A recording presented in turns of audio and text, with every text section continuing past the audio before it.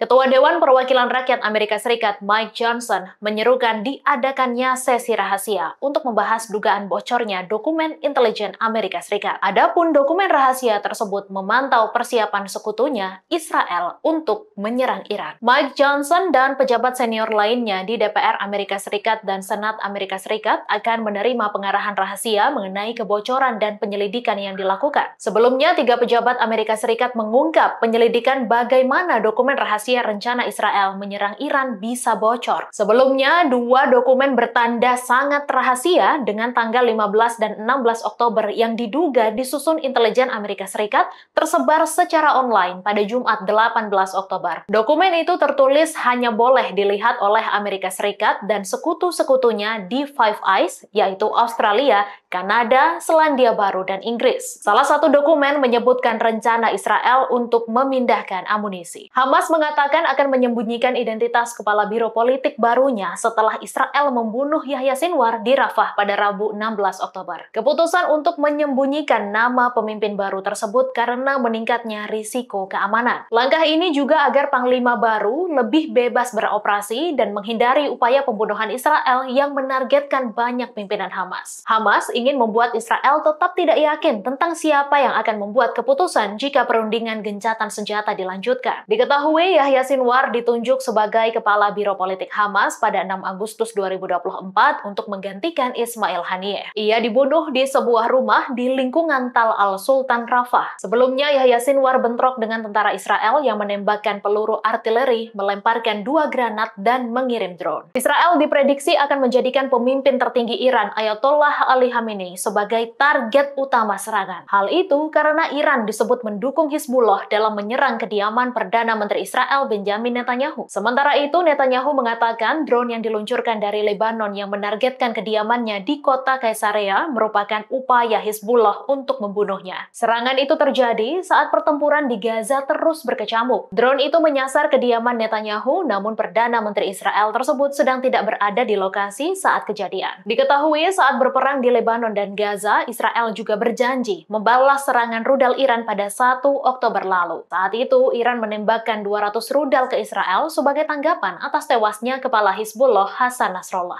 Militer Israel mengakui tewasnya Komandan Brigade Lapis Baja Elit 401 Kolonel Ihsan Daksa dalam pertempuran sengit melawan Brigade Al-Qassam Hamas di Jabalia. Kolonel Daksa dan 3 perwira Zionis lainnya telah mengevakuasi diri dari 2 tank dan berlari sejauh 20 meter ketika sebuah bom meledak. Sebuah bom menewaskan Daksa dan melukai rekan-rekannya. Setelah kematian Daksa, Komandan Divisi ke-162 menunjuk Letnan Kolonel Meir Biderman sebagai Komandan Brigade ke-401. Kematian Kolonel Daksa merupakan salah satu korban terburuk Israel sejak operasi Badai Al-Aqsa yang dipimpin Hamas. Daksa adalah target yang sangat penting. Ia mempelopori serangan di Rumah Sakit Shifa, Zaitun, Beit Hanon, Jabalia, dan Rafah. Juru bicara Kementerian Luar Negeri Ismail Baghaei mengatakan bahwa pihaknya telah mengirimkan surat aduan ke pengawas nuklir PBB. Surat ini berisi aduan terkait ancaman Israel yang akan menyerang situs nuklir Iran. Menurut Baghaei, ancaman Israel melanggar resolusi PBB. Sebelumnya, Israel telah bersumpah akan membalas serangan Iran pada tanggal 1 Oktober 2024. Serangan balasan itu bisa menyasar mana saja, termasuk fasilitas produk nuklir dan minyak Iran. Hal tersebut didukung penuh oleh mantan Perdana Menteri Israel Naftali Bennett. Namun, Presiden Amerika Serikat Joe Biden tidak setuju dengan usulan tersebut. Tapi meskipun menolak, Biden justru telah menyetujui pengerahan sistem pertahanan rudal THAAD dan pasukan Amerika Serikat ke Israel untuk mengantisipasi respons Iran.